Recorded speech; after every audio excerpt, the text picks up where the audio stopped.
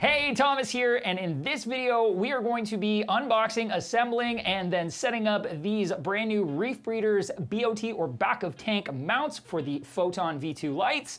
By the end of this video, you should have yours all put together on the back of your tank and holding up your Photon V2 light, whether it's a V2, V2 Plus, or V2 Pro, so let's get started. In the box, you'll find a pair of U-brackets, a pair of right-angled arms, a pair of extending rails, and a hardware pack that includes 4 nylon thumb screws, 4 metal thumb screws, 4 pairs of sliding bolt and black cap nuts, as well as a hex wrench and a small card that will link you to the setup guide. Some other items that are going to come in handy are a Phillips head screwdriver, a tape measure, and some Velcro or zip ties. First things first, we need to get our Photon V2 light ready for the new mounts. Start by removing the screws on one of the end caps of the fixture. I usually prefer the end cap without the power cord because it's a little bit easier to manage.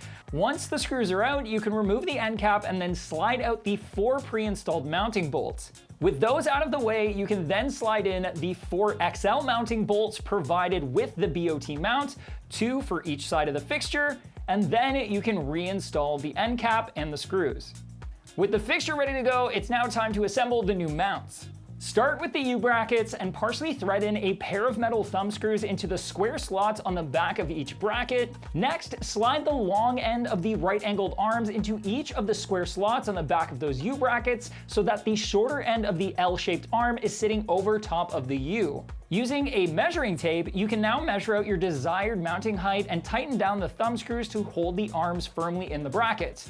Make sure to consider the distance from the top of the water to the top of the tank when calculating out your mounting height. For the Photon V2 Plus light that I have here, the BRS Recommended Mounting Height is 13 inches off of the water. Now you can partially thread the large nylon thumb screws into the faces of the U-brackets and then place the mounts one at a time onto the back panel of the aquarium, spacing them evenly apart. Ideally, they should be spaced at either end of the light fixture, but you can space them closer together as needed to accommodate any obstructions like an overflow panel, external overflow blocks, or return plumbing. Just be sure that they're no further apart than the maximum width of your Photon light fixture. Once in position, you can hand tighten the thumb screws to secure them to the glass. For thinner glass panels, or simply if you prefer, you can place the acrylic shims between the glass and the thumb screws to more evenly distribute the weight against that panel. Just be sure not to use any tools or over-tighten the thumb screws. With the mounts now on the back of the tank, it is time to attach the extending rails to the top of your Photon light fixture. Start by evenly spacing out the 4 bolts on the top of the light, and then, one at a time, place the extending rail over top of one side of the fixture so that the side with the spring lock is hanging off the back of the light fixture and facing upwards.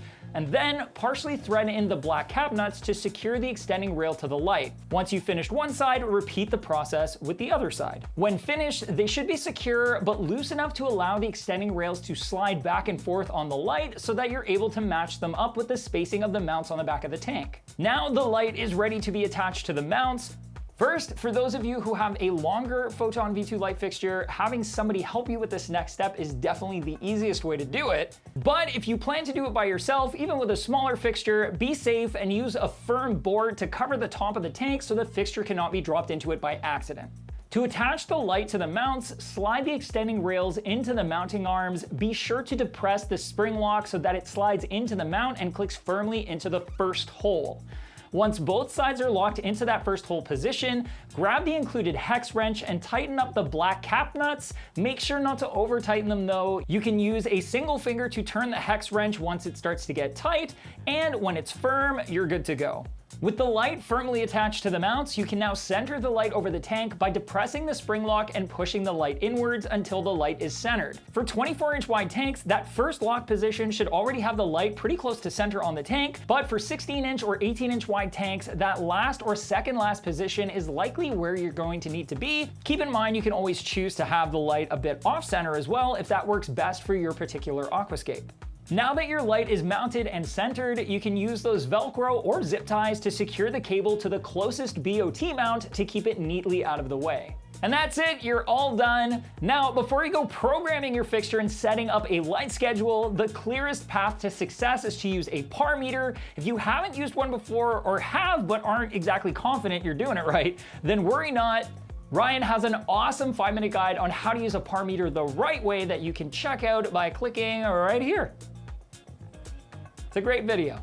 If you've never used a par meter or you're not really familiar with them, that's gonna get you exactly where you need to be so you can get this dialed in perfectly. Check it out.